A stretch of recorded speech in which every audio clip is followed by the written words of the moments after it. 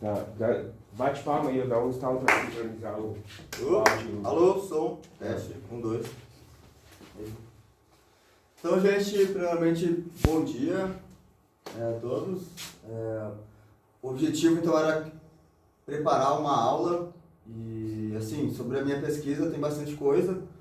Então, eu tentei escolher um tema específico para tentar compartilhar com vocês um pouco do que eu venho estudando no último ano, nos últimos meses. Claro que a gente não tem tempo para falar sobre tudo, então escolhi um tema inicial da pesquisa, que é sobre morfologia de galáxias. Não vou entrar em temas específicos de machine learning e técnicas especializadas, né, mais atuais, mas o meu objetivo com essa aula é mostrar ou apresentar para aqueles e aquelas que não tiveram oportunidade de conhecer alguns principais autores do tema e para que tenham conhecimento que existem e como se deu esse desenvolvimento inicial do que é a classificação morfológica de galáxias. Então, por isso que eu coloquei no subtítulo, uma introdução à classificação visual. Tá? Então, se a gente fala classificação visual, a gente não entra em técnicas de morfometria, por exemplo. Então, a definição formal vem do grego, forma, né, e logos, estudo. Eu defendo que a morfologia também não é só apenas classificação, ela vai ter, são registros fósseis, né, da evolução dessas galáxias, principalmente com a história do momento angular e do ambiente que ela está envolvida, interações, se a gente fala em redshift baixo, né, por isso que a classificação visual ela foi importante e foi possível ser feita, porque eram as observações que a gente tinha de mais de 100 anos para cá, assim, que vem se desenvolvendo mais tempo, né? Faz pouco tempo que fez 100 anos do Hubble, então esse é a margem de tempo que a gente tem de como evoluiu as classificações. O Binney e Merrifield também trazem essa ideia, que são recórdios fósseis da observação da evolução cósmica desses objetos. Só que é claro que a classificação morfológica ela não começa com essas imagens bonitas, cheias de detalhe, que a gente consegue discernir o que tem dentro, tem um núcleo, tem poeira cósmica, então a gente tem que voltar um pouco para poder entender como foi surgindo essas ideias. Acredito que boa parte daqui já tem ouvido falar sobre a história de cosmologia e astronomia em geral, desde os modelos, né, de Ptolomeu, etc. A ideia vai evoluindo, mas como a gente fala de grandes catálogos e surveys, a gente começa a falar da história pré-Hubble Jeans, digamos assim, no contexto das primeiras observações, dos primeiros catálogos, aí entra Charles Messier, por exemplo, com os catálogos que leva a sigla M até hoje. Então, se a gente vai, por exemplo, no observatório, lá, M104, a gente sabe que é o sombreiro. Claro que essa galáxia M, Messier 104, que era 110 objetos, também vai ter análogos ao catálogo geral, que é NGC, que foi feito pelo Dreyer. Então, New General Catalog, por isso vem as siglas M ou NGC. Né? Então, tem a IC também, que foi um catálogo de index, que foi indexado depois. Mas a ideia vem de catalogar esses objetos, dessas nebulosas difusas do céu, e a grandes evoluções começou, os saltos qualitativos, digamos assim, também veio pelo Lloyd Rose, que a gente tem um dos primeiros registros de desenho, então ele observava e desenhava à mão esses objetos que a gente tinha.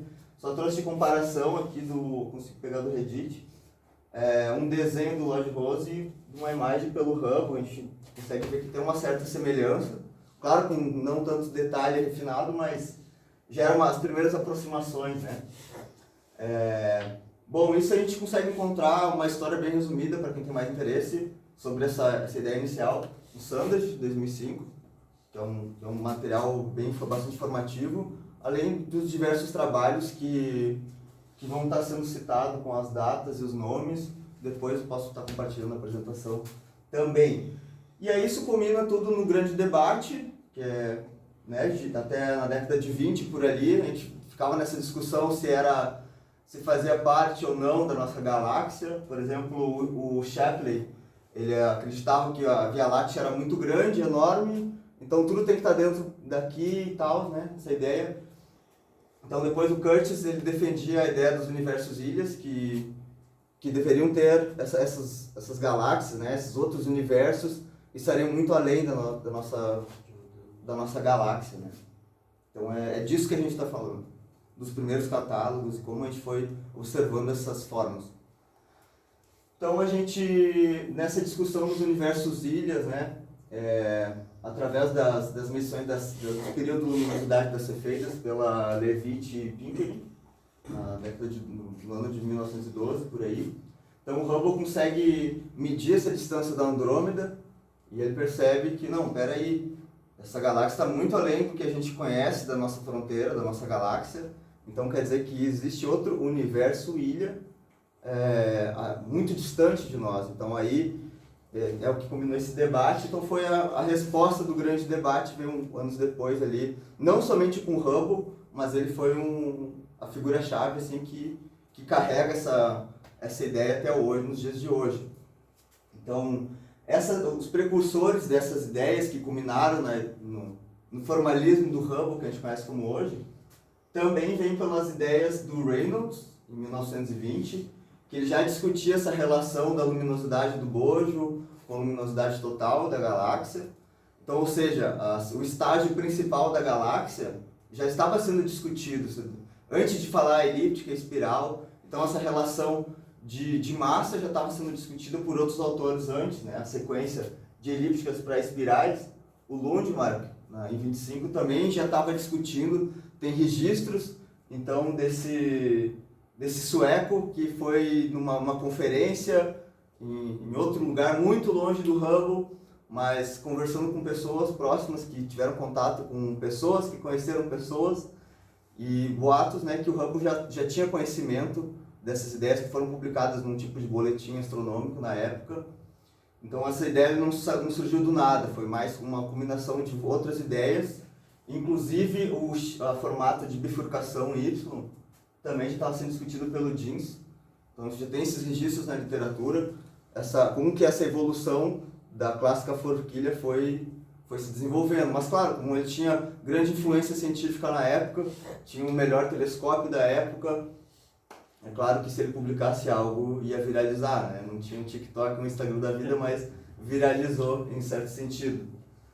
Então, mas a primeira ideia foi mais empírico, assim, o Hubble só dividiu em elíptica e espiral, ele chamou de regulares, e as irregulares apenas em 26. Depois a anatomia, né, se desenvolveu e em 36, 10 anos depois, ele publica então essa forquilha de Hubble. Um detalhe que as irregulares não estão aqui presentes, não sei porquê, mas acho que foi para não confundir, mas as irregulares já estavam presentes em 26, na forquilha que ele desenvolveu, ou culminou as ideias, só que apenas 3% da amostra dele era irregular, então acho que talvez por isso ele deixou de fora, suposição minha. Então a ideia das regulares, né, das elípticas, aparentemente é só pelo grau de achatamento até as E7. Hoje a gente sabe que da E4 para E7 são apenas projeções de talvez lenticulares. E essa classe S0 foi uma classe hipotética na época, porque tinha um gap fundamental entre as elípticas e as espirais. Então ele introduziu aqui, porque a comunidade já estava discutindo essas ideias, sobre qual seria a transição então, de uma elíptica para uma espiral. Então ele colocou como aqui diferente, como uma classe hipotética, né? Então também já tinha divisão das barradas, da sequência de A, B e C, né, com o grau de desenrolamento dos braços. Primeira sequência, né, ela relaciona primeiro a relação do bojo total, né, da luminosidade total, a quantidade de massa da galáxia, a abertura dos braços e o grau de regiões H2, né, de formação estelar, então, que depois a gente ia saber que são ia distinguir em Grandesign ou floculentos. Aqui eu destaco o mito, né, das early type e late type, que isso, na verdade, vem do espectro, né, e não da idade em si da galáxia. Então a gente tem que tomar cuidado quando a gente fala de late types ou early types. Eu particularmente gosto de chamar de dominados por disco ou dominados por bojo. Acho que estaria mais correto quando falo de morfologia ou morfometria, por exemplo. Então as ideias vão se desenvolvendo de classificações visuais, que eram, lembre-se, era sempre feito a olho, em geral em bandas azuis, que eram mais sensíveis às placas fotográficas da época. Então não tinha esse lance de banda R, banda H, a F660, etc. Era mais na banda azul que eram feitas essas medições, essas fotografias. Então começa as discussões. O Holberg, ele começa a introduzir então detalhes finos com mais ou menos nessas nomenclaturas. Por exemplo, uma S0 depois foi ramificada S0-, S00, S0+. Então daí começa a surgir essas nomenclaturas que a gente vê nas galáxias.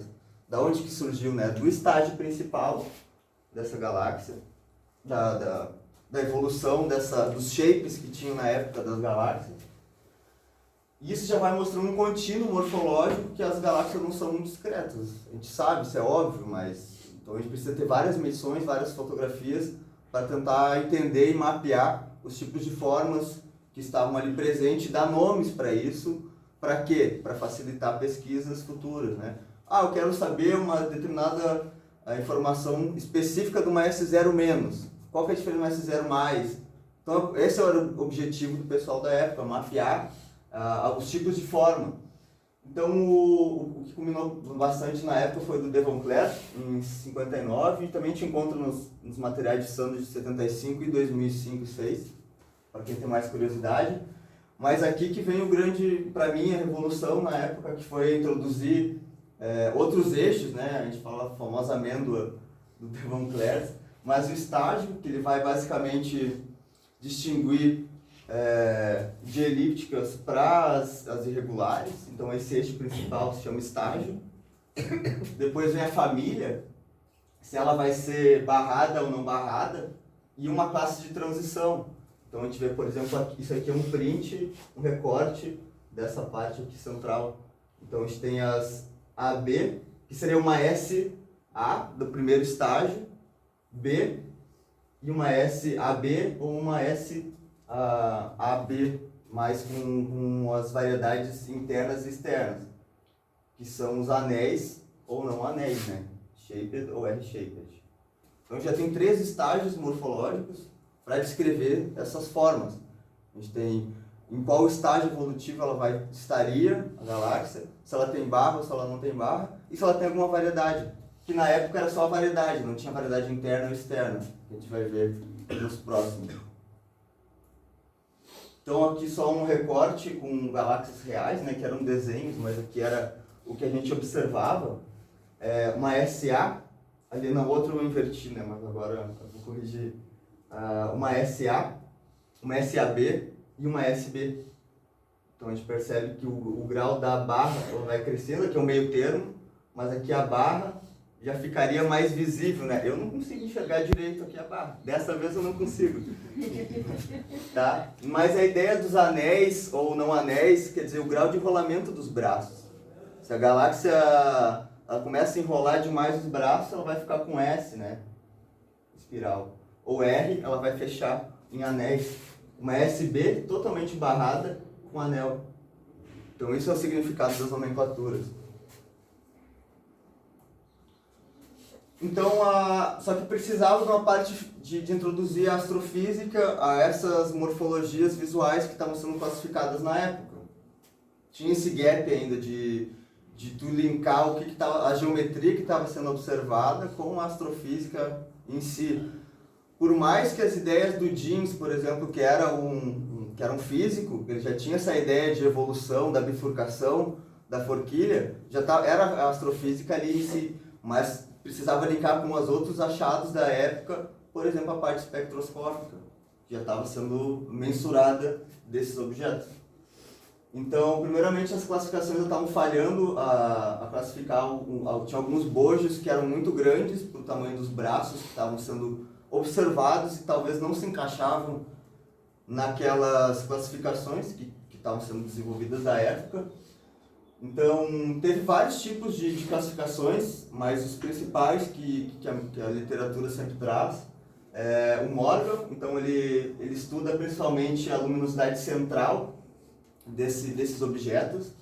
Então, ele conseguiu provar que a geometria ela estava desse bojo, ou a parte central, estava ligado então com o tipo espectral, a idade estelar desses objetos. Daí que saem as classificações de Yerkes, por exemplo, né, que já tinha as classificações estelares, então precisava começar a fazer esse link com a morfologia e a geometria visual da época.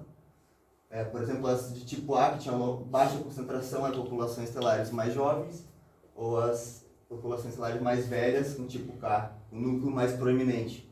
Por outro lado, o Van der Bergs, o sistema do Dunlop, da Universidade de Dunlop, do Observatório de Dunlop, focou mais na perimetria, a parte mais externa dessa galáxia, ou seja, o braço, a proeminência desses braços. Então ele desenvolveu o sistema ligado com a luminosidade, que a gente sabe que hoje, com a morfometria, linkando o que a gente faz, concentração de luz, né? Basicamente. Então a geometria do braço estava ligada com sistemas massivos, simétricos e grand design. As de baixa massa já eram mais caóticas, esses braços mais floculentos. Daí você começou a distinguir essa proeminência dos braços. Então o Morgan basicamente ele decodificou a idade estelar através do núcleo, e o Van der Berg ele decodificou essa ideia de massa e escala dos braços em grand design ou floculentos. Um exemplo então do diagrama feito pelo Tapscott em 62, mas encontrado nos arquivos de Morgan, ele mostra isso, né? Aqui a gente tem as irregulares indo para as elípticas, com classes de concentração, sobre isso que eles conseguiram ligar então a astrofísica da época com a geometria visual que estava sendo desenvolvida. É claro que essa ideia vai se desenvolvendo, porque a ciência não para, obviamente. O Sanders, então, depois do falecimento do seu mentor, que foi o Hubble, obviamente, ele conseguiu publicar com os materiais e as notas que ele teve acesso diretamente do seu antigo orientador, publicou o famoso The Hubble Atlas, que a gente consegue ver em 61.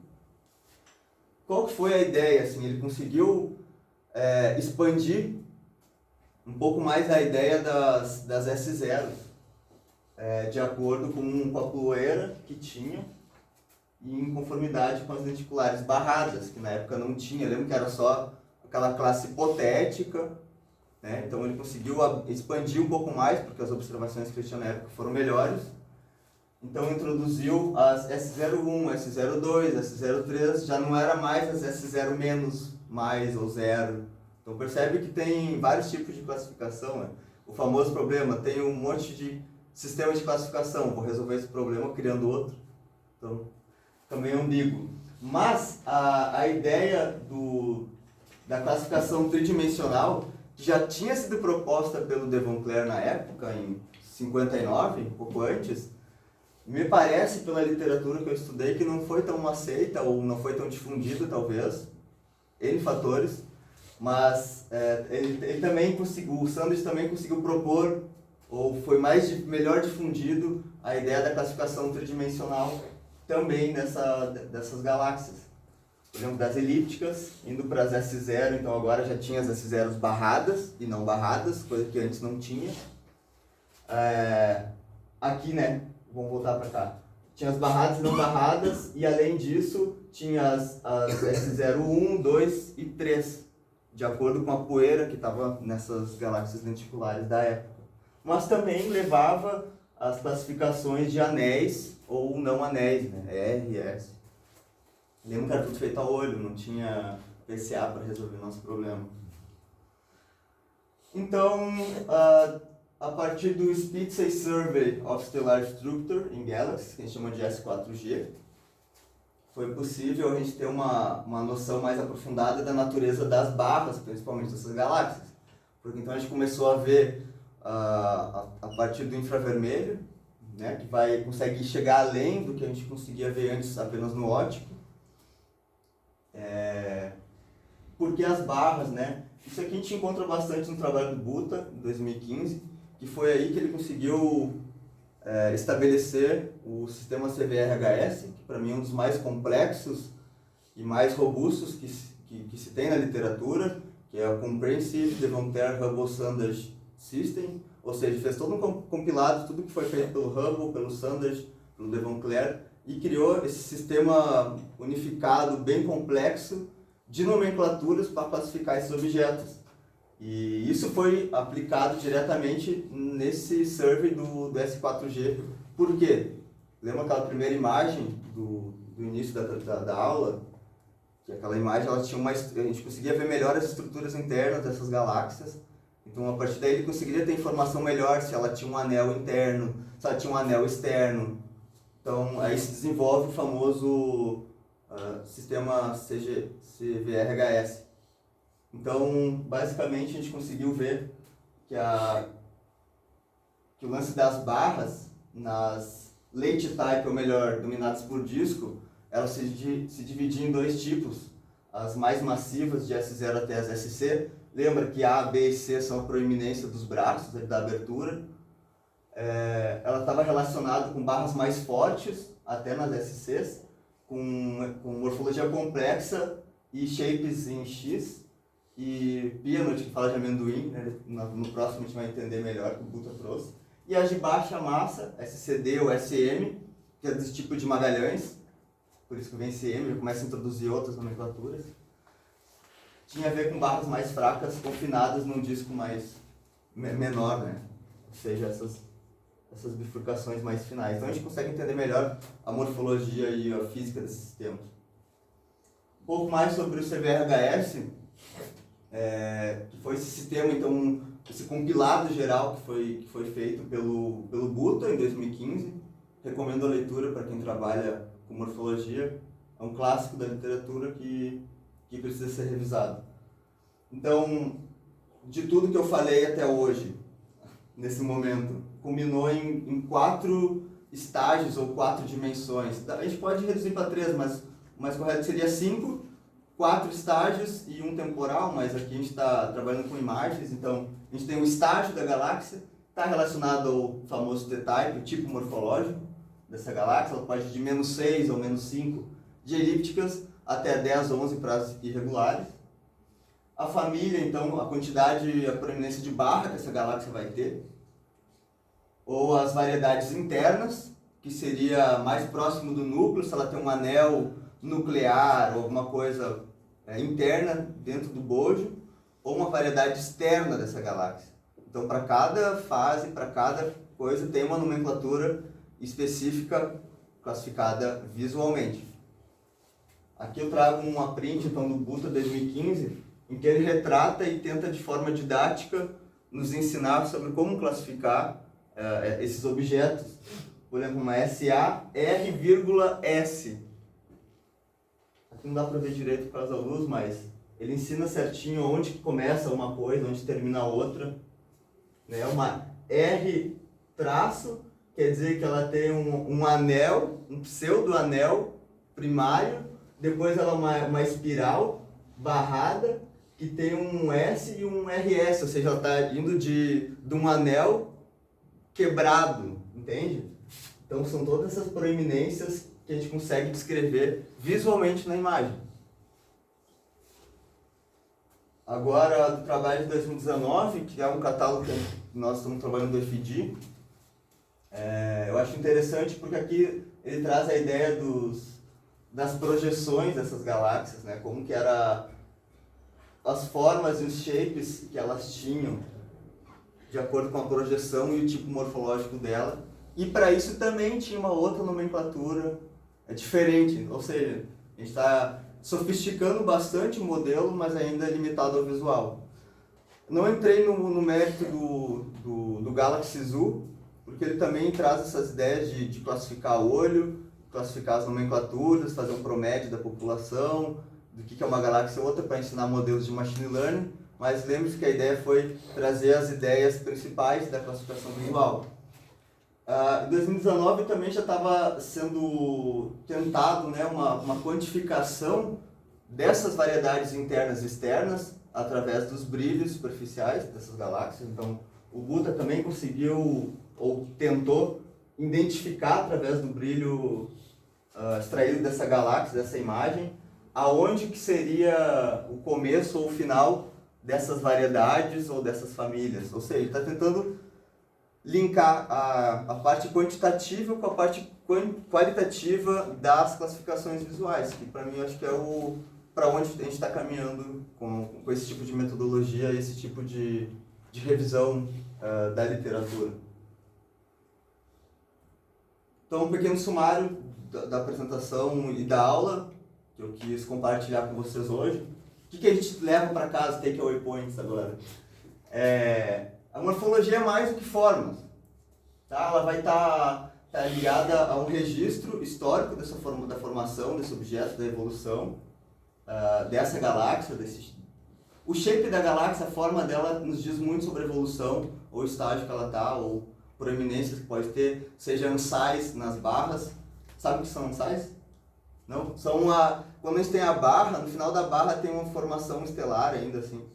E aí, por causa das ressonâncias que a gente chama de Lindblad, que essa massa começa a acretar e forma os anéis dessa galáxia, então por ressonância. São formas mais complexas da gente conseguir analisar a morfologia, mas em geral, a partir da imagem dela, a gente tem muitos registros históricos desses objetos. A base, então, da forquilha de Hubble-Jeans é estabilizada, então, de elípticas lenticulares para espirais. Mas lembre-se, né, a ideia de early type e late type pode estar errônea, dependendo do contexto que a gente está trabalhando. Então, lembra que early type e late type vem do espectro e não da cronologia de idade dessa galáxia. Geometria física, né? Me perguntaram uma vez na palestra, quando tu vai adicionar física nisso? Então me colocou numa situação complicada, né? Mas a geometria dessa galáxia shape, ela está me dizendo muito sobre a física desse sistema que a gente está observando. Então, o que eu quero que vocês levem das partes históricas? O Morgan foi responsável por estudar a parte do núcleo central da galáxia e ligou com a parte da idade dessa galáxia, linkando com as ideias do sistema Yerkes de espectros. O Vandenberg estudou mais a parte da proeminência dos braços, separando em grand design, flutulentos. Está relacionado com a massa da galáxia, né? Boa parte dela. Então, a verdade, através do infravermelho, que é atravessando essa poeira, né, a gente consegue ter a natureza das barras, principalmente, que foi feita através do levantamento Spitzer, do S4G, um refinamento maior desses objetos, e a gente chega num limite, talvez, dessa taxonomia, dessa forma de classificar as galáxias, porque por mais que a gente tenha uma sofisticação muito grande com o sistema CVHS, é feito ao olho, então a gente precisa fazer esse link da parte visual com a parte morfométrica ou matemática mais exata, para não ser uma coisa ambígua, né? Eu ver uma barra, o professor vê outra, o Lucas vê uma semi-barra, então não fica nessa ambiguidade. E depois a gente tem que entender a cinemática desses objetos, que daí já foge da parte visual, vai na parte mais matemática, que eu não entrei no mérito de explicar aqui, porque levaria uma aula só falando disso, que é a gente conseguir discernir entre as box e disk, as elípticas, ou sistemas dominados por bolha, e as fast slow rotators, né, pela rotação, se a galáxia é suportada por dispersão, né, ou por rotação. Então a morfologia ela precisa ir de uma forma mais quantitativa nesse sentido. E muito obrigado.